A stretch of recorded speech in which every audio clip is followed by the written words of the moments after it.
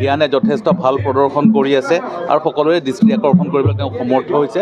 মই ভাবোঁ যে তেওঁ যদি এই প্ৰদৰ্শনটো আগবঢ়াই লৈ যায় তেওঁ যথেষ্ট ভৱিষ্যতত উজ্জ্বল স্থান আহি পাব আৰু তেওঁ মই আপোনাৰ নিচিনাকৈ অসমবাসী হিচাপে ৰিয়ানৰ উজ্জ্বল ভৱিষ্যত কামনা কৰিছোঁ। চব BCCIত এটা চিলেকশ্যন কমিটি আছে হেডেড বাই অজিত আগাৰকাৰ, তেওঁৰ লগত 5জনীয়া কমিটি আছে।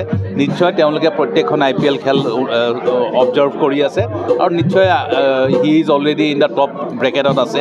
আজি যদি আপুনি বেটছমেনৰ ৰানখিনি চাই he is in position number 2, কোহলিৰ পিছতে ৰিয়ানৰ পজিশ্যন আছে।